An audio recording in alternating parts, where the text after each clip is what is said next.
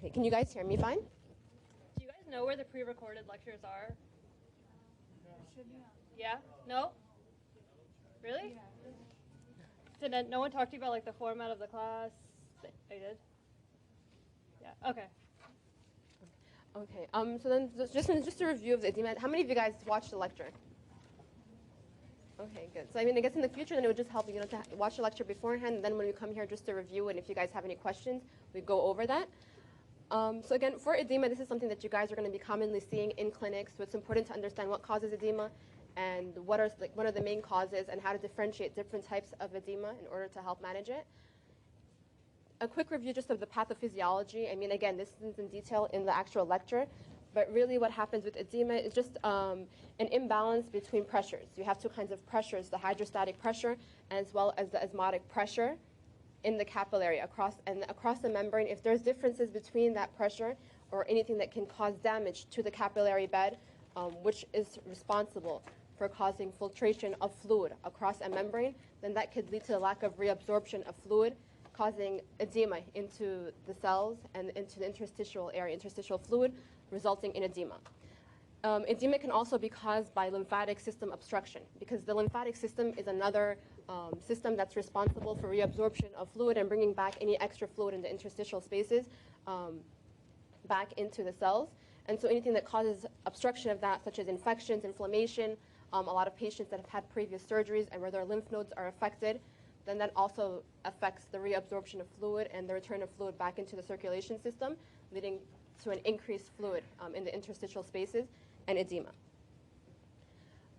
When it comes to lower extremity edema, and a lot of the stuff that you guys will be seeing also in the clinical setting, you can have two types of edema, where one is venous insufficiency, is a common type of edema, where there's obstruction of the valves of the veins that are responsible for bringing blood back to the heart.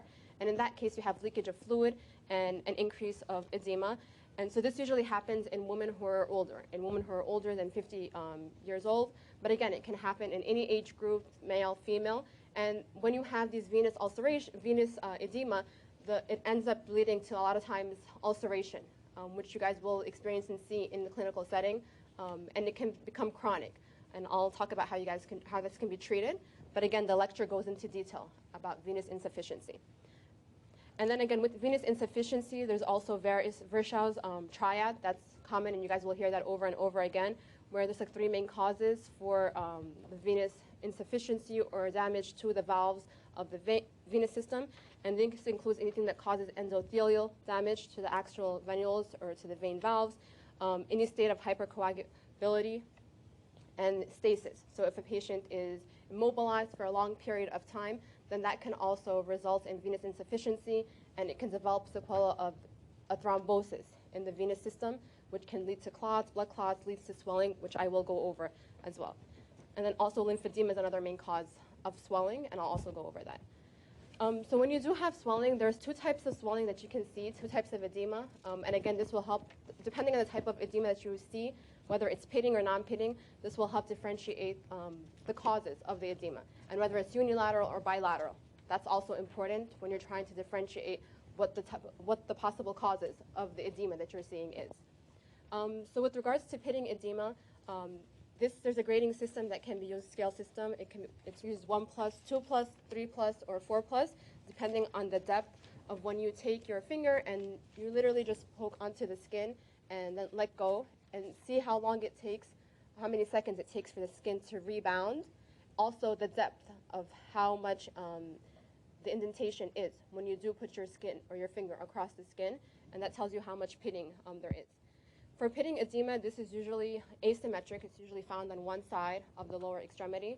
And again, this becomes important because whether you have unilateral edema or bilateral edema, it will help you differentiate the different types or possible causes of the edema. With pitting edema, it's often painful. Patient complains of pain. And it's also dependent edema, meaning when the patient is ambulating, when the patient has their lower extremity dangling off the chair or down, then they experience that edema.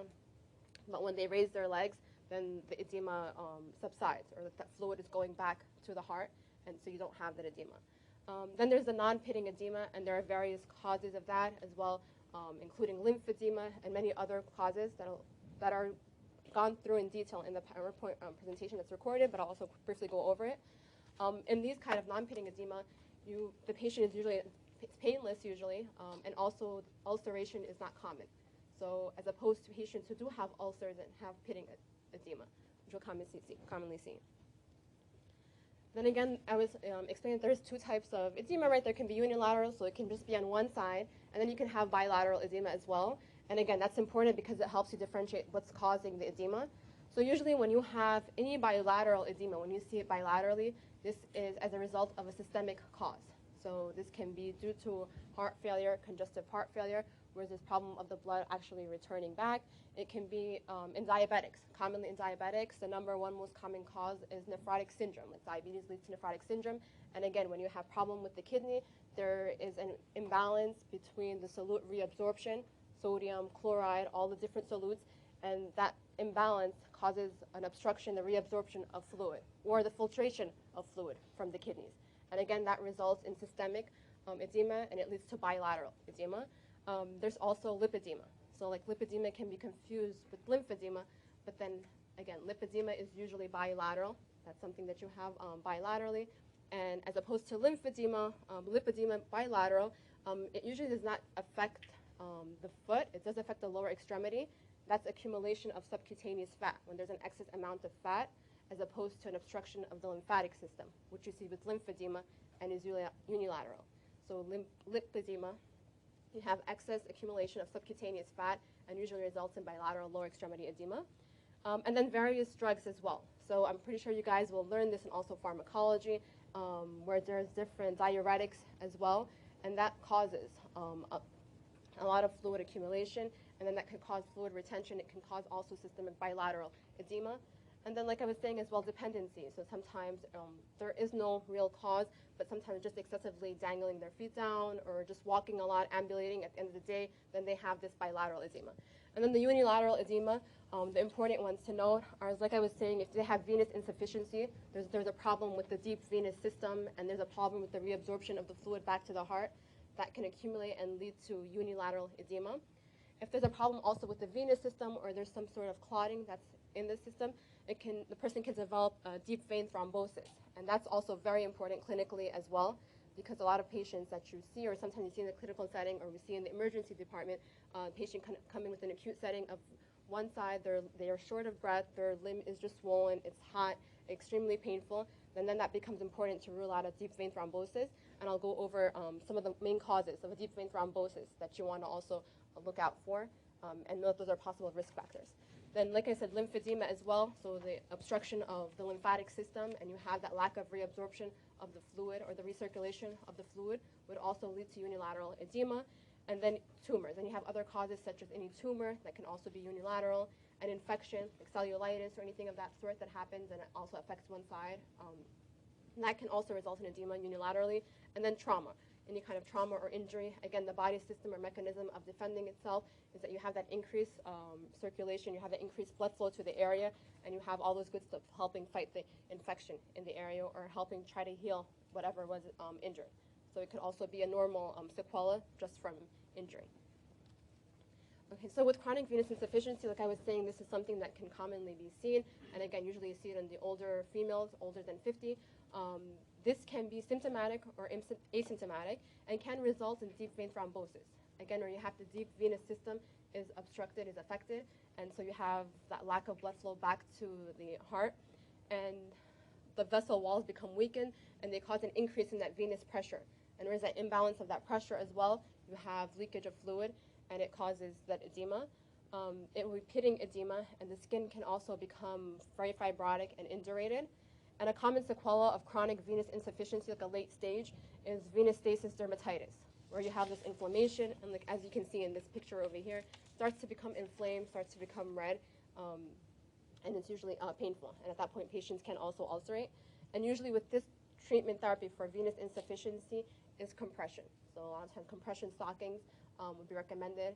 And for a treatment for venous insufficiency, or it's important to differentiate what the cause of the edema is because if you're thinking about using compression therapy, if a patient has systemic disease where they have some heart failure or some sort of other systemic issue or kidney failure where their kidney is not able to tolerate the backing of fluid, because the compression therapy, like the compression stockings, depending on the pressure, they're able to bring the fluid back. They help bring the fluid back to the system, back to the kidney, back to the heart, so it can be reabsorbed and recirculated.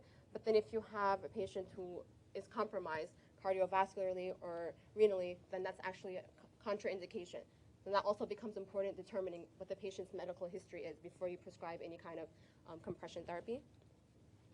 And then as I described, lymphedema, so that's another main cause of the edema. Again, like I was saying, this is usually, unilateral, and here you have the lymphatic system is incompetent. And there's two types of lymphedema. There's the primary and there's secondary lymphedema.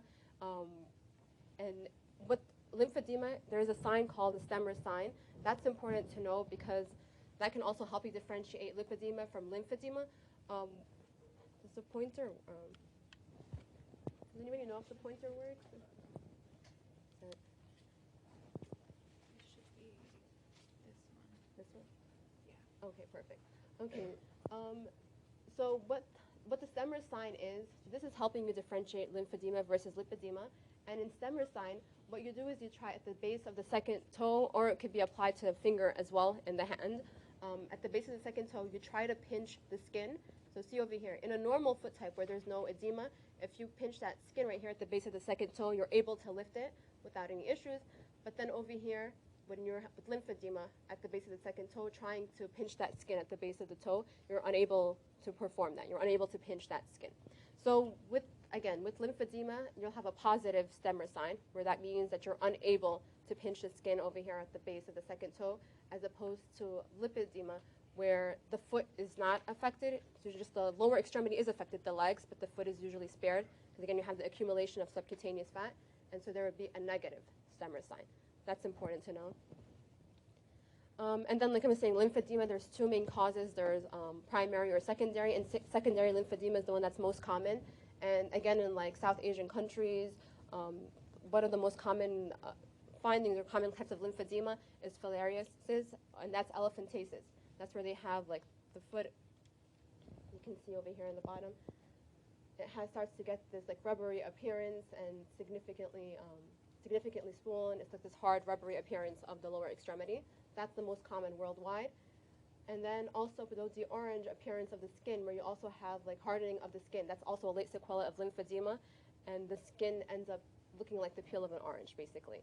It starts to harden up, and so that's also a common finding with lymphedema. Okay, so again, with lymphedema, I mean, over here, the main thing, the treatment can be elevation, also trying to understand exactly what the cause of the lymphedema is, whether the patient had previously had surgery or cancer surgery, or if they were on some sort of medications as well. So here, there's also systems that are responsible for compression and bringing back the fluid, like pneumatic compression systems, and sometimes also surgery. Surgery can be beneficial in these patients. Over here, using diuretics to help remove the fluid or help excrete the fluid is not going to be beneficial. Usually it's just a compression kind of therapy, and that pneumatic compression therapy system, where their patients are usually sent to like physical therapy or a wound clinic, where on a weekly basis or several times a week, they end up getting this pneumatic compression, and that helps a little bit with the lymphatic return and lymphatic drainage. And then remember how I was saying also there are some predisposing factors or risk factors for deep vein thrombosis, and that's something that you also want to rule out. Like that's commonly seen. Patients come in with unilateral swelling of the lower extremity. If they present to the emergency department and they have that swelling, you want to rule out that it is in fact a deep vein thrombosis. And the gold standard there are various tests that can be done. One of them is to look at D-dimers in their blood levels, but again, that's not very specific for DVT. The gold standard is a venous duplex that allows you to evaluate the veins and actually to evaluate to see if there's some sort of clot that's happening in the veins, preventing the return of fluid. Because this is important, and it becomes an emergency, because if there is a clot in their venous system causing the swelling, that can cause what's called a pulmonary embolism. So the clot can travel up their lungs and then can become fatal. So there are different risk factors, and the mnemonic to know is I am clotted. Not sure if you guys heard of it before. But again, some of the risk factors, so immobilization, patient had surgery, and they've been off of their leg for a while. If patient has been on an airplane, a long airplane ride, and they have other associated risk factors, that can also be a significant risk factor for developing the clot. Any heart conditions, such as any arrhythmias or myocardial infarction, that can cause that as well. Any state of hypercoagulability, So patients sometimes have like these different deficiencies, protein deficiencies as well, that can cause them to be more prone to coagulating and then causing these thrombosis or these clots in the veins. Their age as well, obesity, any kind of trauma as well can predispose the patients. Smoking is a big risk factor as well, because then again that affects the vascular system as well, and that can develop deep vein thrombosis. And then for females, I mean, again, if they're on any kind of oral contraceptives, that's also important to ask them beforehand to see if there's any risk factors. It could be a younger female, but she is on oral contraceptives, and that is an associated risk factor for clots. And of course, if they had a previous history of a DVT, that's something to also keep in mind. That could be the reason why they're developing the second. And then you also want to get a good clinical history. So when you're seeing these patients, you want to determine how long they've had it. Is it something that happened acutely that would gear more towards a DVT or something that nature, or is it something that was also chronic, it's been going on for a while, it's bilateral. You know, you want to see if they have any associated pain with their edema, because then again will help differentiate what could be the possible causes. Are there any medications? So again, a lot of blood pressure medications can result in the edema, and that would help you differentiate what could be the possible causes. Again, any past medical histories. So like I was saying, if they have any heart conditions, any diabetes, kidney conditions, that could be a systemic cause of why they're having this bilateral edema. And then did it develop overnight? Does it get better overnight? Is it better with them elevating their legs? Because again, there's some sort of the pitting edema. It can just be dependent when they're laying down, or at the end of the day, the end of work, they just have swelling, and then overnight when their legs are elevated and raised, then it subsides. That's also important. And then examination. So like I was saying, determining whether it's bilateral, unilateral, is it painful or not? Are there any associated ulcerations? That's important to know. And then and the distribution, again, if bilateral, unilateral. Again, like I was saying, the importance of like varicosities as well. So if they have varicose veins, then that's something that will most likely be causing their swelling, and will be also associated with possible ulcerations as well, and can be a more increased risk factor for developing a clot, a deep vein thrombosis. And also with the venous stasis dermatitis, that's also important. That's like also a late sequela of venous insufficiency, where their venous system becomes, when it's obstructed, so it leads to inflammation as well underneath the skin, and then the skin also gets this like hard, brawny appearance as well, and there's like induration. So then that's also important. If you note that, then that could also be associated with the venous insufficiency. And then with regards to treatment, so you have to determine, so depending, if they have this edema and it's a systemic cause, then again, working with their primary care doctor will be essential. Then there might be some medication that could be prescribed, such as diuretics, that can help with the release of that fluid. But then you want to see if there's an ulceration, if it's like a varicosity, then, and there's an associated ulceration, then some sort of compression therapy will be important. Like I was saying, doing the compression stockings if there's venous insufficiency, but you have to make sure that the patient doesn't have any other systemic or any other contraindication to compression therapy. Again, if they have some sort of heart failure or kidney failure, you don't want to just prescribe them the compression stockings, because that could actually make things worse, where their body isn't able to tolerate that fluid going back to the body.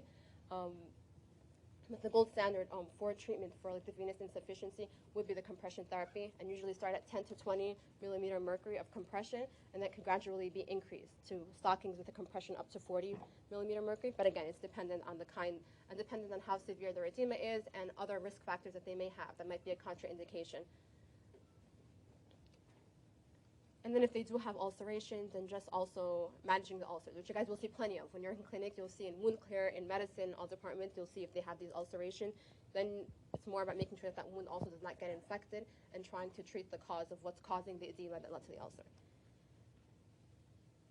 And so like I said, per diagnosis, if it's venous insufficiency, compression is key. If there's lymphedema, drainage is key, whether it's the pneumatic compression system or also with surgery. And then if they have a deep vein thrombosis, then that becomes an emergency. The patient is usually started on anticoagulation, which is initially subcutaneously. They're given anticoagulation, and then they could be placed on oral therapy afterwards for a longer period of time, depending on the risk factors that they've had and how they're doing. But again, that's an emergency to look out for when patients present with unilateral edema. And that's the review. It's just like a very quick review, because you guys have the presentation, so it is uploaded. You guys can watch it. It goes into detail of everything. But again, this session is just to see if you guys had any questions or anything you want me to go over. I know it's pretty straightforward, but if any questions? No? Okay, great. So Dr. Hussein, you will actually be doing the second part, the peripheral arterial disease review.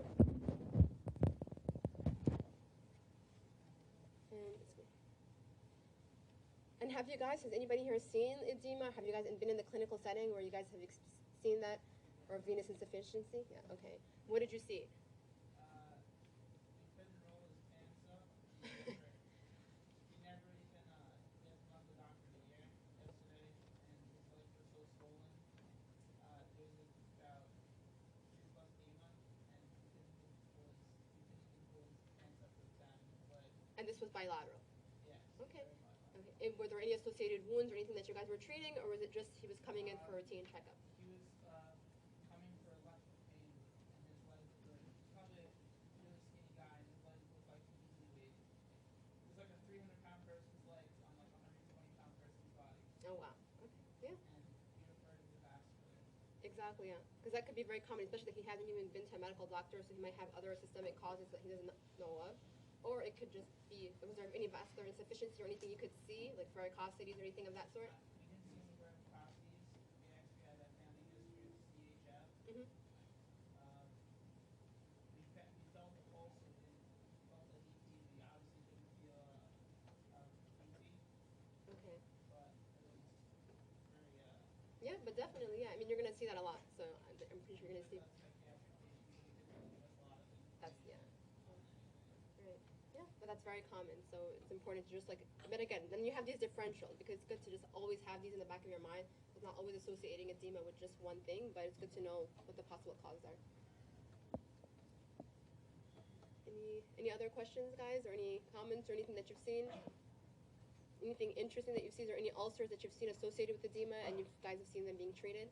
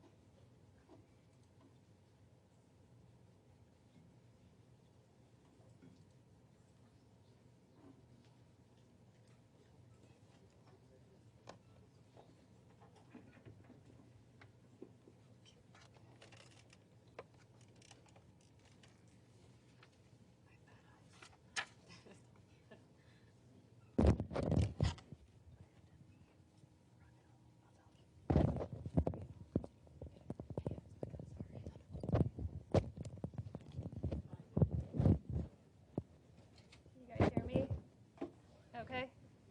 Okay. All right. Do you guys have any questions first about this lecture? Nothing? Or, okay. So we're just going to do a quick summary of the PAD lecture. How do you do this? Okay, so you're going to be seeing a lot of this, especially in the hospitals, especially when you go on hospitals rotations and you see the patients, a lot of the diabetics with ulcerations. You'll see a lot to do with PAD, any type of arterial damage, ABIs, PVRs. That stuff's going to just keep coming up in the hospitals. As you rotate, you'll see more of it, and you'll be exposed to more of it. So we're just going to go over it pretty quickly. If you guys have any questions, you guys can stop me whenever to ask any questions. Okay. Sorry, and if I don't really feel well, so if I have to run out, Dr. Mohammed will continue. Okay, so impact of PAD, it's a pretty big health concern, and there's a lot of emphasis placed on it, diagnosing it, because it's so widespread and can cause a lot of major issues in the body. You can see it affects about 8 to 12 million Americans, and it's proportionate to age and other behavioral risks that are prevalent in our society, such as smoking, and increase in diabetes and obesity. So these are the typical, yeah? Oh, I am. It's hard to hear. Sorry. Can you hear me? Is it better or not really? It's better? Okay, no problem.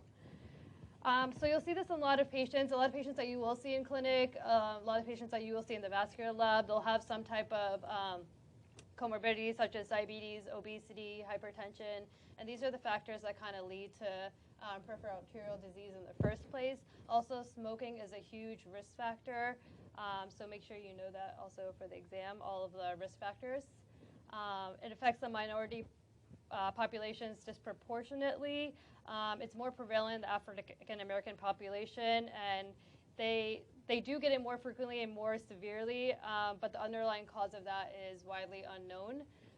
It's usually underdiagnosed and undertreated.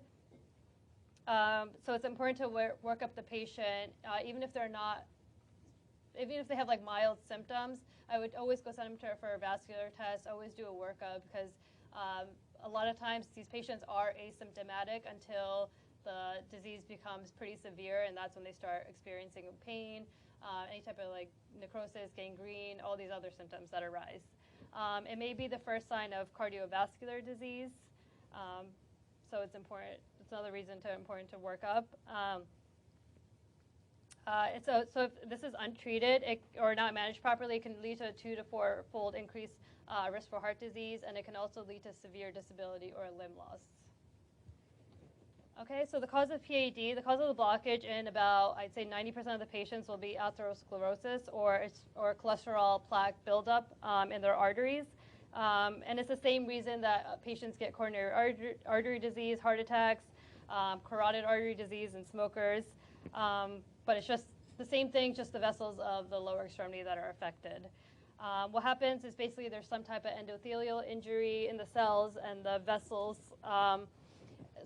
from like a mechanical toxin such as smoking, and this causes some plaque formation to occur, and what you get is narrowing of the actual arteries, and this can result in either a complete blockage or stenosis of the vessel, which can hinder the blood flow to the area that we need it.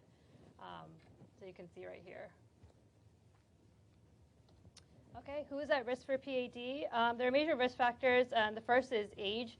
It's usually unusual to see PAD in patients that are under 50 years old, and that can be due to something other than atherosclerosis. The two main risk factors that you'll see are smoking and diabetes, especially if you have a patient that has both risk factors. Then you know to really work them up, get the arterial exams done before any symptoms occur. High blood pressure, high cholesterol, obese patients, those are other risk factors also that can attribute to peripheral arterial disease. Okay, so kind of to reiterate, individuals at risk, we kind of just went through this. Age less than 50 years old with diabetes, and one additional other risk factor, ages 50 to 69 years old, a history of smoking or diabetes, 70 years or older, leg symptoms with exertion, and that's something that we call claudication. I'm sure you guys have heard of that already, being in the clinic, working the patients up. Or they can develop, this is when it becomes more severe, they'll develop ischemic rest pain. So even at rest, even when they're sitting on their bed, even when they're just not doing anything, sitting on the couch, they develop a lot of pain in their legs. And a lot of times, with patients with diabetes, if they have some type of neuropathy, a lot of times these symptoms won't arise until the pain becomes so severe. So you really have to be careful of those patients. Even if any type of symptom that you see, any type of leg pain, any type of like exertional pain that you that they complain about, go get a ABI PVR done right away, because their neuropathy could be masking a more severe diagnosis than what it actually is. Obviously, we always check the pulses on all of our patients, so any type of abnormal lower extremity pulse exam, that could be an indication as well. With these patients that do have it, we always want to make sure we get the Doppler, check their pulses, check the blood flow, and any other type of history of atherosclerotic disease in the vessel, that should also be evaluated. I would say patients that are high risk, I try to send them like every year, every 2 years to get the ABIs just to monitor for any changes. because the better you catch it, the earlier you catch it, the better prognosis that they have. Okay, so symptoms. Many patients will be asymptomatic and unaware of this disease. So they'll come in, they'll be completely normal. A lot of these early symptoms are patients' pain in legs with walking, that's called claudication. Later symptoms that develop when the disease becomes severe is pain in foot when at rest, and that's called rest pain, or it can turn into critical limb ischemia that requires immediate attention. And then when it's very severe, when the blood flow is restricted to the point that you have ulcers that are failing to heal and gangrene that forms. And I talked to you about the patients that are asymptomatic and unaware of the disease, and that could be because it's a mild disease at this point, or because of the neuropathy that they have, could be masking some of the pain. Okay.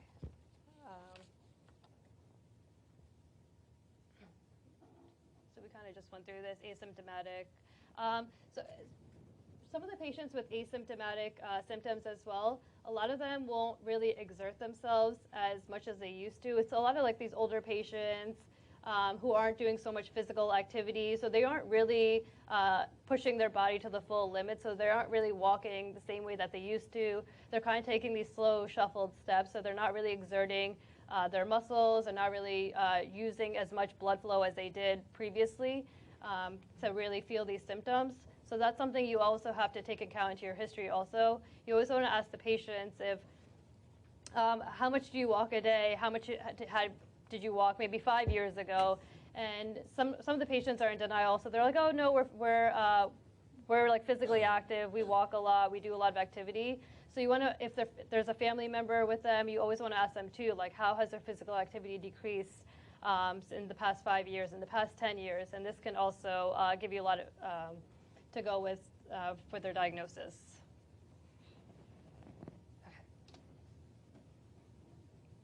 Okay, we talked about critical limb ischemia. That's more just ischemic rest pain. If they have non-healing wounds or any type of gangrene, this it requires immediate attention.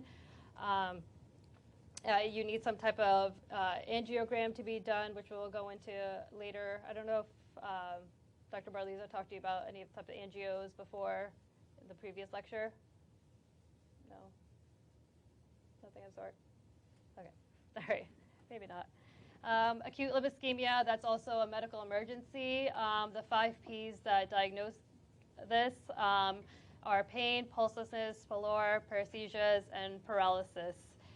This is something that needs to be treated right away as soon as the patient gets to the ER, because they are at risk for lower extremity amputation if it's not corrected right away.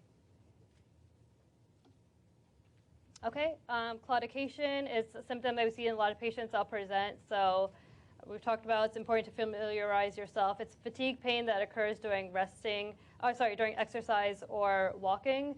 Usually these symptoms are relieved by rest, so it's really important to take a good history of the patient. And like I said, neuropathic patients may have reduced or no pain. So we talked about asking their activity level, asking how much they exert themselves, seeing what their daily activities are will really help you kind of formulate a good history to go off of.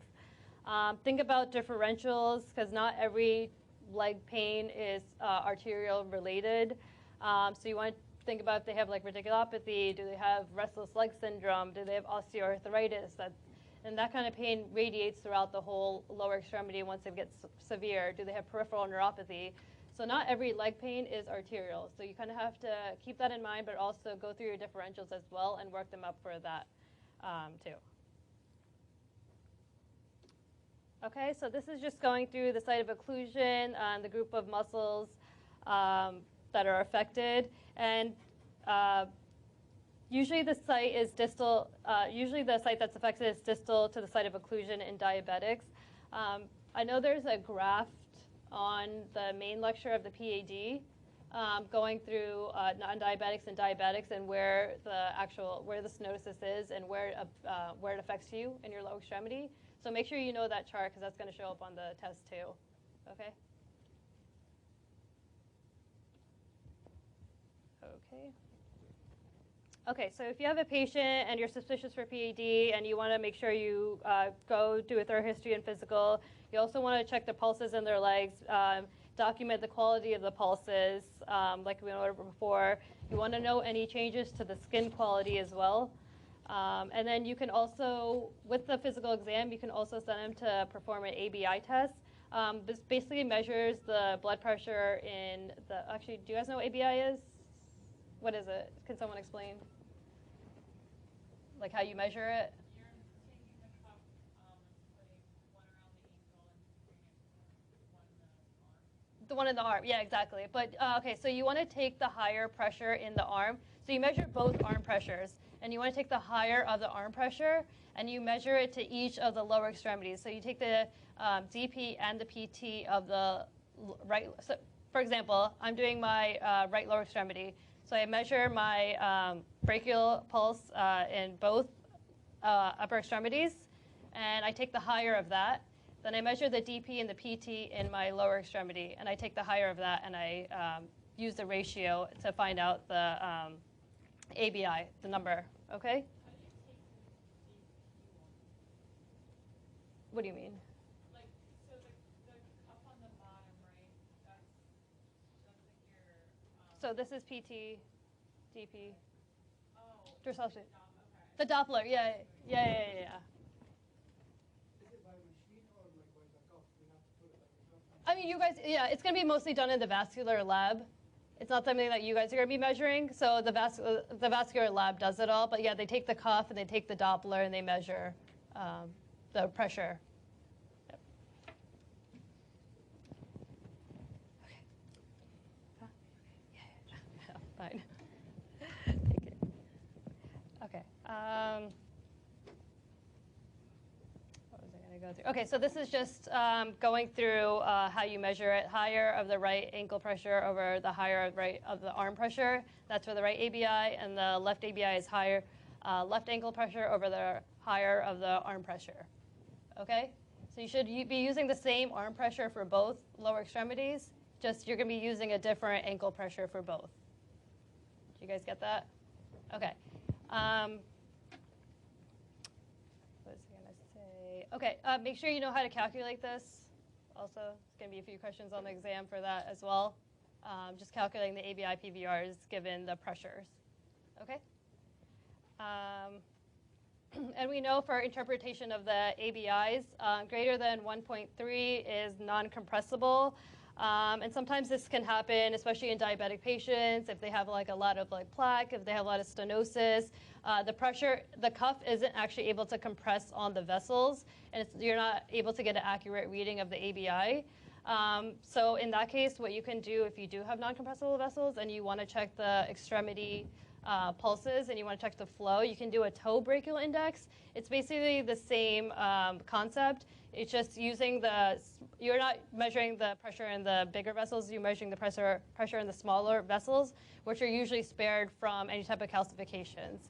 So in that case, you'll get a better understanding of what their reading is. Okay, so anything above 0.9 is usually considered normal. Anything less than 0.9, they probably have some type of mild peripheral arterial disease. Severity of the PAD correlates with the measurement. So when it's between 0.4, 0.9, it's mild to moderate. Anything less than 0.4 is severe peripheral arterial disease. And at that point, they'll probably need some type of stenting or some type of bypass. Okay, this is just another example. I'll send you guys this review slide as well, just to go through. Do you guys want to calculate it, or you think you're comfortable?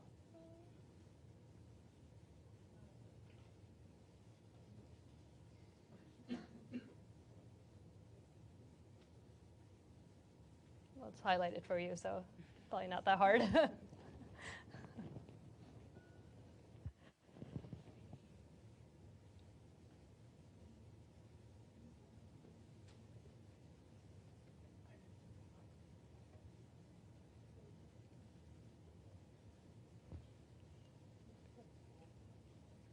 Everyone good?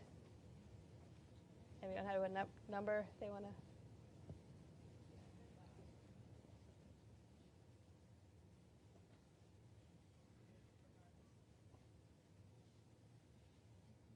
have a number they want to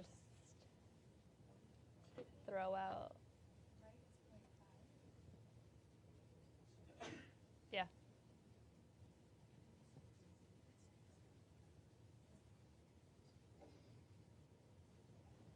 Okay, good? Sure? Okay. It's not that complicated. It's just basic division. Okay.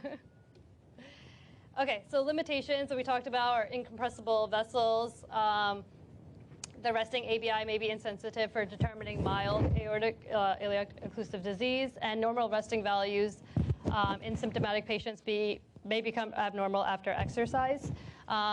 This is patients with more like mild disease. If you're suspecting some type of arterial insufficiency and it's not really showing you on your ABI PVR, it's nothing conclusive, you might want to put them on a treadmill for a little bit, really exert themselves so their muscles use up a lot of the blood flow, and then check the ABIs after that to see how much of what the value is at that point. Okay, this is what we're talking about, exercise ABR. So basically, yeah, you put them on the treadmill, and if they do have PAD or if their pain is related to PAD, then what happens is when they walk, they start to develop pain and the blood pressure in the leg will drop. So if you see a drop in the ABI post-exercise and the patient is complaining of pain after being on the treadmill, then this supports the diagnosis of PAD.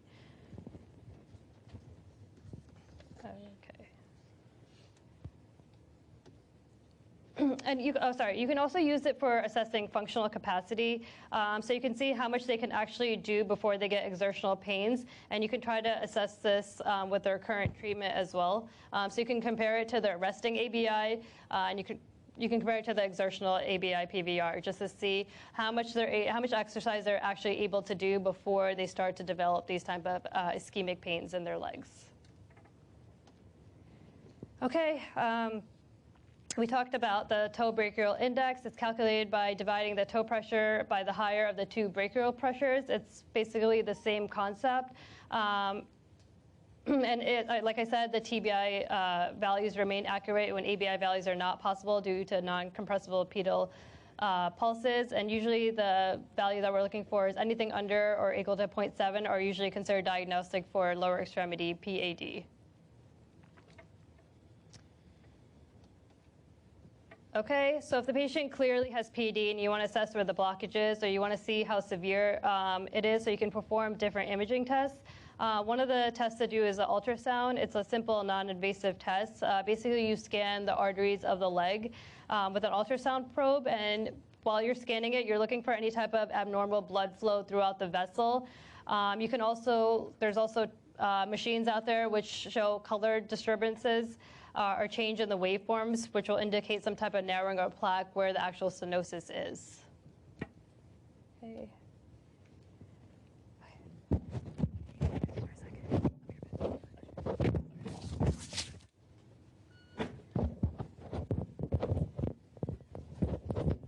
Okay. So again, so the waveforms, they also become very important in helping determine whether there's normal or abnormal blood flow. And so you can have, I'm just going to go over what the normal tracing would look like. And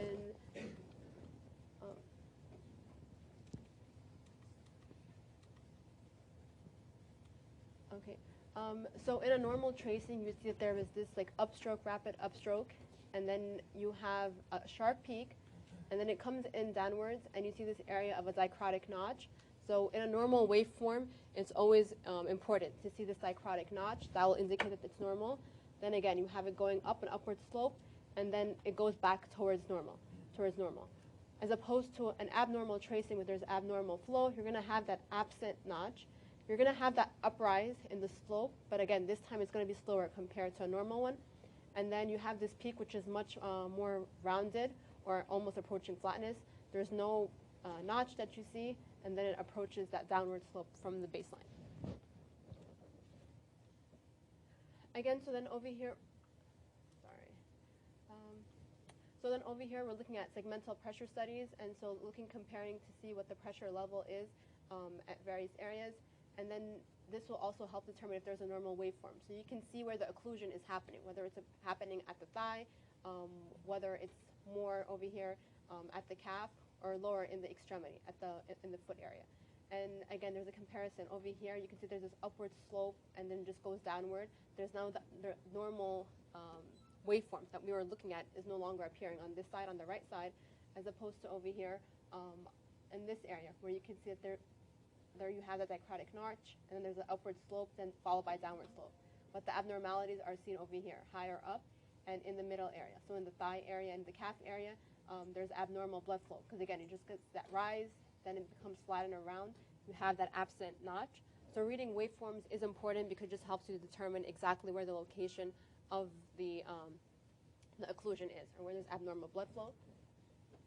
And then ultrasound also can be very important. So ultrasound can help determine if there is blood flow or not. So being able to read that. Being able to read that as well. I mean, again, you guys will not be reading this, but just understanding how it works or what the different modalities are. But again, ultrasound would be another. And an ultrasound would be another way of also determining if there is any occlusion as well, because then there wouldn't be any blood flow in the area, and so you wouldn't be able to see that. So ultrasound is another modality to evaluate. And that's what I was talking about with like the heat, like the changes in the color and the blood flow. You'll be able to see where the actual stenosis is. Or if you mentioned that. And then also another modality would be a magnetic resonance angiogram. That's also used where it's using waveforms to allow you to see if there's any blockage over here. And in this one, your patients are usually given a contrast medium, and then and then under magnetic resonance imaging, they're able to evaluate to see if the fluid is able to go through the vasculature, and anywhere where there was no blood flow, then you would be able to see a blockage. You would not be seeing it lighting up as it is over here. And then also a computed tomographic angiogram, similarly also, but this time using CT scans, and then also using contrast dyes, also allows you to see if there's any blockage in the arteries. But again, not all patients are able to get these studies done because with these dyes, if they have some sort of kidney issue or any other like kidney failure, they're not able to tolerate the dye. So sometimes this will be a contraindication. But these are two other modalities to test for peripheral arterial disease. What kind of kidney test would you look for in sending a patient for any type of contrast study? Yeah, BO and creatinine. Yeah. Do you guys know the normal values?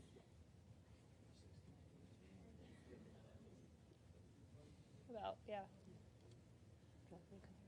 It's like 1%. Again, so same thing over here. So again, magnetic resonance angiogram on the left side, and then with peripheral arterial disease, you can see that over here, the normal study, or you can see that there's normal blood flow right over here. You can see that there's no area of occlusion in any of the arteries.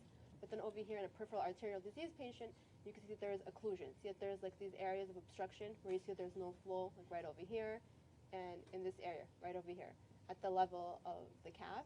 And then this becomes very important in a lot of in our patients, because also if the patients have wounds that are non-healing, or you're thinking about taking them in for surgical management as well, determining exactly at what level there is blood flow will help determine what kind of procedure they need. Whether you can actually sometimes salvage a limb versus them requiring a below-knee amputation, for example, because they have to go one joint proximal to where there is blood flow, so that becomes important.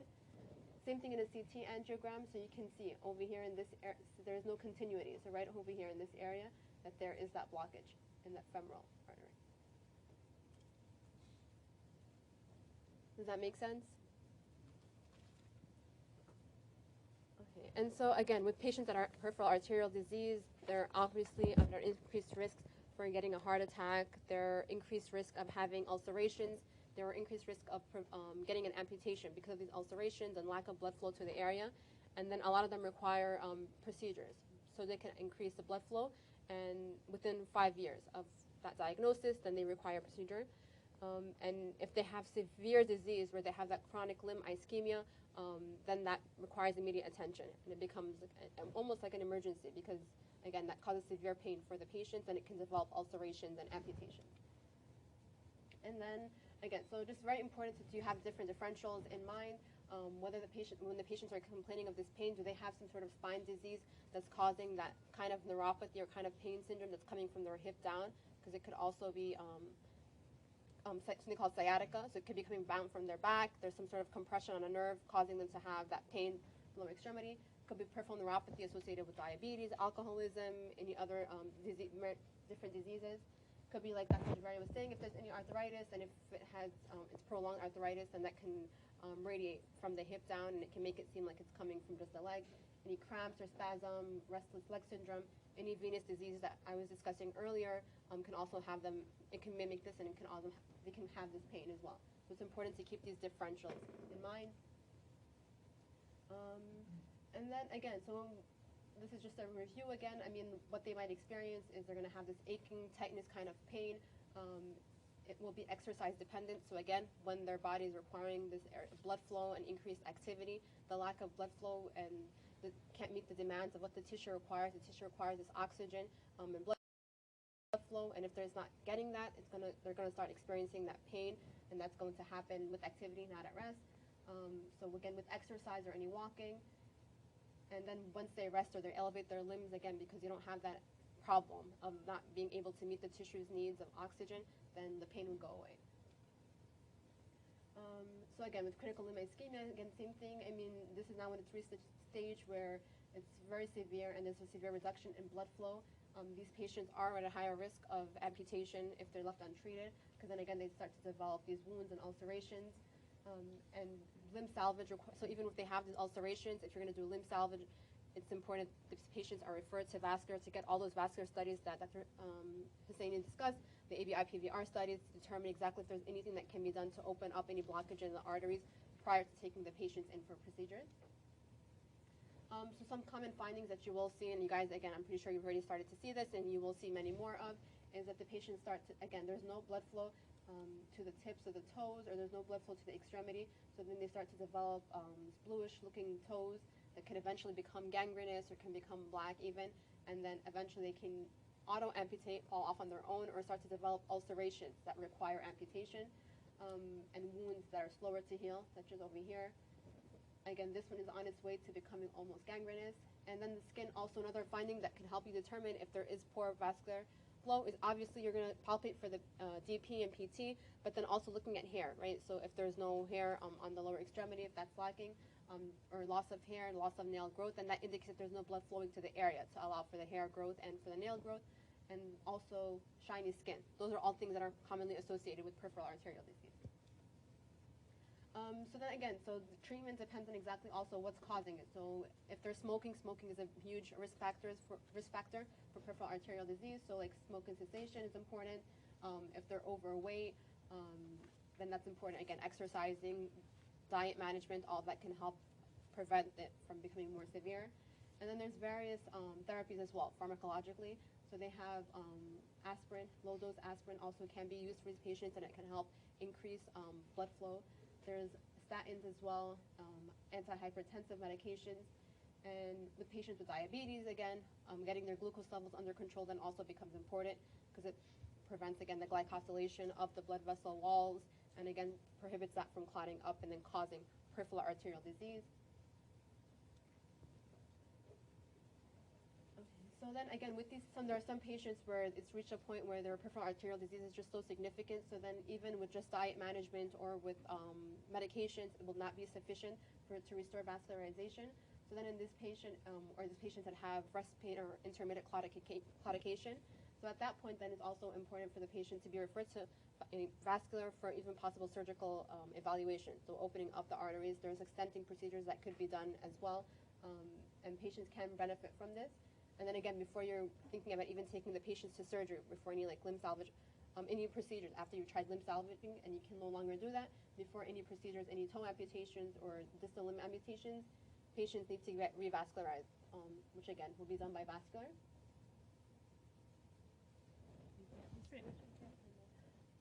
Again, so like I was saying, there's also procedures that could be done, which is done in the vascular lab. They have like stenting procedures where a catheter is inserted to allow increase, like to remove the clot that's causing the stenting and the occlusion.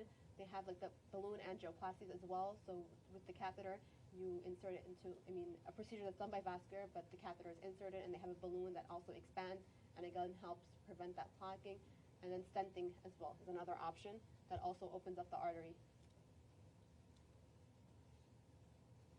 And then also bypass procedures as well. That's something that's also done by vascular in order to increase the blood flow to the area.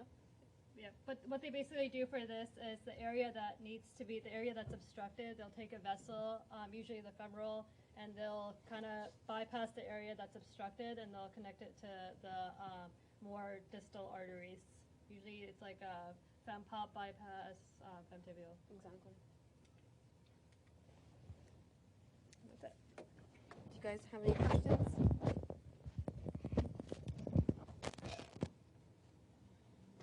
Any questions? Nothing? Do you guys have any questions about the clinic? Anything that you saw? Anything you're curious about? No? Everyone's okay? Sorry about that. Okay. All right. You guys are all done.